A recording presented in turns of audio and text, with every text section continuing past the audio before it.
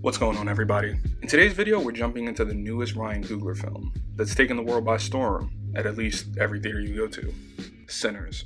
The film stars Michael B. Jordan alongside Michael B. Jordan as two gangster twin brothers who return home from Chicago with plans to open their own business. Their attempts, however, are put in danger with the arrival of a sinister force looking to enact a sinister plot in their town. This synopsis in a nutshell does not do this movie justice in the slightest. And I know I said in the title that I hated this movie, and I absolutely do, but just not for the reasons you think. In this video, I'm going to be breaking down the plot of the tones of the film that Coogler chose to explore through its settings and different symbolisms that I noticed throughout the film. As always, I gotta give a warning that this is going to be a spoiler review, which honestly, there is no way that someone could talk about this film and give a good idea without giving points about the plot. So if you didn't see the film and don't want to know anything about it, I would definitely click off this video and come back to it later after seeing the film. So without further ado, let's jump back into Mississippi juke joints and strap up our suspenders as we get ready to talk about the movie Sinners.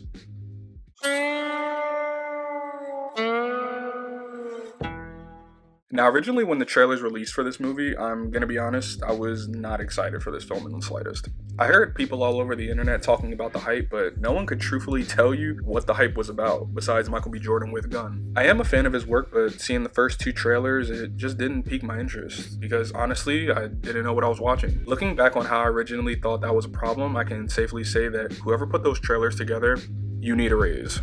I feel like we live in a day and age where you can see a trailer and have everything spoiled for you, or could already see how the movie was going to end. So I feel like I've already been spoiled in a way. The trailers are so all over the place that you would struggle to even know that this is a horror movie. And it wasn't until the last trailer I saw that I actually knew it was a vampire movie. And that's good marketing. Early showings about the movie brought in so much praise that I knew I was going to have to see what it was about. And honestly, this movie was the best movie I've seen all year. You twins? Nah, we cousins. Now, going back to the hatred for this movie, I will say I hate this movie because it's just a reminder that original films like this just don't exist anymore. Coogler has always come across as a very distinct director in his movies with a very noticeable style to his films. Now, from the marketing to the actual film itself, there are so many layers and motifs behind it that just bothers me that filmmakers are cutting corners when it comes to actual filmmaking. Hating that this movie exists just furthers the motion that there are so many crappy films coming out nowadays that ones like these stand out and deserve all the praise and recognition they get. Will somebody take me in your eyes? But it also can pierce the veil between life and death. The plot of the movie sets a perfect tone for a mystery on a period piece set in the blues era of 1932, Mississippi, and follows twin brothers Elias Stack and Elijah Smoke Moore, both portrayed by Michael B. Jordan. After serving in World War I working for Al Capone in Chicago, they return to their hometown with plans to open a juke joint. Their younger cousin Sammy, a musically gifted teenager, joins them in the endeavor. Now, I have to stop here to mention that while every piece of promotional material, like the posters and the trailers, have Michael B. Jordan plastered all over it, where you think he's the star of the movie, but I gotta tell you something, he's not. The actual star is Miles Caton, who plays Sammy, the musically gifted teen that I talked about before. He stars alongside Michael B. Jordan. This guy did phenomenal in his role, and if you're wondering where you've seen him before or want to look up his movies, good luck, because this is his first acting role and he crushed it. Michael B. Jordan's playing twin brothers Smoke and Stack threw me off for a little bit when the movie started, but over time Michael B. Jordan really cemented his craft in acting by personifying two very different characters, even if they're brothers. Smoke is the hardened, cautious, and no-nonsense brother that's dealing with massive grief, and a very dark past that's explored through exposition, while Stack is the smooth, laid-back brother who embodies success and ambition in their business ventures. Both play off each other very well as they put the plans together alongside Sammy to open their joint, after purchasing a sawmill from a shady landowner, which will be a big point later in the film. For anyone that didn't know, juke joints were clubs back in the day where black people could go to dance, drink, and hear blues music. The whole movie is set in a 24-hour period, and each of the main characters, such as Smoke, Stack, and Sammy, are showed to be the main characters we're going to spend most of our time with. Sammy, coming from a religious father who's a pastor, advises him against constantly pursuing his passion in blues music, as he sees it in a manner of giving in to the devil and temptation, hinted at when he meets a woman before the events of the night who is married and pursues her anyway. Smoke is is haunted by the heavy loss of a child from his estranged wife Annie, who practices in the occult. Andy's also haunted by the murder of Smoke and Stack's own father. This couple, with being in a war and working for the notorious gangster Al Capone, Smoke directly correlates his business ventures with no room for error and a very serious tone, which is reflected in the movie. Stack, on the other hand, while being a charming veteran and ex-gang member himself, his main issue lies with his ex Mary, whom he abandoned with a promise to come back after the war, and reconnects with him in the movie, which is his main focus in the film. The intro to the movie sets the tone for a film, stating the belief that people can be born with the power of creating music that transcends time and space. This power can summon spirits from both the past and the future to join in the moment, but can also attract evil, aka vampires. So with Smoke and Stack spending the first half of the movie in preparation for the opening night of their club, you meet other co-stars such as Cornbread, who plays security for the club, and Delta Slim, who plays the piano, and also serves as the comic relief for the film. The night kicks off with the local townsfolk showing up and enjoying themselves with liquor and blues music, with one of the single best scenes in the movie I've ever seen. And I'm not even joking about that. Sammy's performance in the juke joint is unlike anything I can recall in a movie. It's a one-shot performance with a callback to the initial warning about how music can attract spirits. And during the scene, you can see African musicians and dancers from both the past, present, and the occasional twerk scene. Well, if you know, you know. The scene was a highlight of the entire movie, and honestly, I'd see it again just to see the scene again. It's during this time that the vampire Ramek, an Irish vampire, sets his sights on the club, with some of the local townspeople he's already turned. One being a Klans member that's going to play a pivotal role in the story later. Now, the vampires in the story play by centuries-old rules, like they can't come in unless invited, and things such as garlic and steaks can actually hurt them. They don't sparkle in the sun, they burn, which I can get behind. Ramek and his groups attempt to gain access, but are stopped by Smoke and Stack, who wonder if they mean well and why they want access so badly. Ramek claims they're just musicians looking to perform and will even pay great amounts of money, but are ultimately shut down by Smoke. Stack hints to his brother that the money that they had could have been a great profit, as they put all their money into the joint and need to make something from it. So Mary is sent outside to convince them to come back and play music, but when she has a run-in with Ramek, it gets crazy, complete with the drool and red eyes. She's bitten and turned into one of them. She convinces Cornbread to let her in because obviously he's unaware of what's going on. And in the middle of the night, with everyone partying and having a jolly old time, she bites Stack, almost killing him, and escapes with Smoke shooting her and seeing that the bullets have no effect on her. Smoke, unbelieving of what he just saw, tells all of the patrons to vacate, sending them all outside, and is warned by Annie to put his brother's body outside because of her knowledge of the occult, and thinks that they could all be in danger if he were to stay inside. In the middle of them deciding what to do with his body, Cornbread reappears, attempting to gain access inside, which throws the group off as to why he needs permission to come inside when he's been in and out of the club all night. After refusing to allow him access, he asks could he at least be paid for his services, and before Smoke is able to pay him, he attempts to bite him but is unsuccessful. Stack comes back as a vampire trying to attack his brother but is warded off by Annie with a jar of garlic juice. With Annie now completely sure of what they're going up against, she teaches all of them how to deal with them by means of steak and garlic and, most importantly, sunlight. Now remember all those people that I said came out to the joint and got sent outside by Smoke?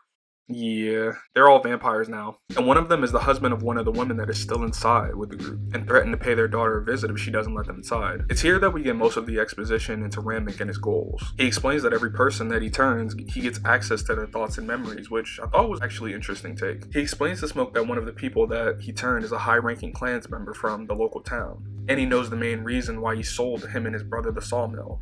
He goes on to say that the man is one of the leaders of the local KKK and only sold him the spot to come back and kill all of the black people in there once the sun comes up. He also explains his attraction to Sammy and wants to turn him to acquire his gift for contacting spirits through his music. With all of that said, the group still refuses the attempts of Ramek, whose horde is still unable to get inside. The Asian woman finally caves after thinking about her daughter and tells him to come inside, which actually made me scream in the movie theater. We're treated to a huge fight between the group and the vampires, which goes pretty much how you would expect it. Most of the group, including the Asian woman, dies, with Smoke and Sammy the only survivors. His brother eventually catches up to them and the two have an emotional fight, with Smoke gaining the upper hand, which I honestly don't know how that happened. But Sammy, while escaping, is caught by the horde with Ramek leading the attack. It's here that we get some of the religious allegory that a lot of the scenes allude to, with Ramek before he turns Sammy. He prays with him and attempts to drown him, which is his version of a psychotic baptism. Smoke eventually arrives and ends Ramek with a stake right at sunrise, and the horde is incinerated.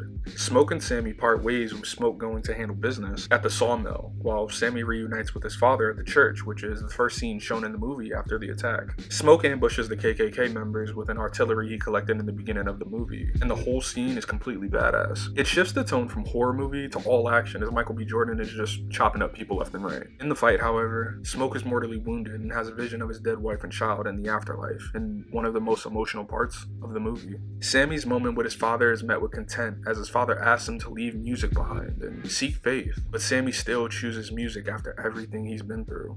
In the movie's post-credit scene, it's shown that 60 years later, Sammy's become a successful blues player in a club named Perlene's, after the woman he met that night at the juke joint. It's revealed that Stack and Mary, still vampires and very much alive, survived the night at the sawmill. He tells Sammy that Smoke decided to let him go as long as he promised that Sammy would be safe, and even offers to turn him since he's getting old. Sammy refuses the offer and insists that he's lived a life of no regret and wouldn't have it any other way. He then goes on to tell Stack that before the sun went down that night, it was the best day he's ever had, with flashbacks to him singing in Stack's car, to which Stack agrees and states that it was for him too, because that was the last time he got to see his brother and felt truly free.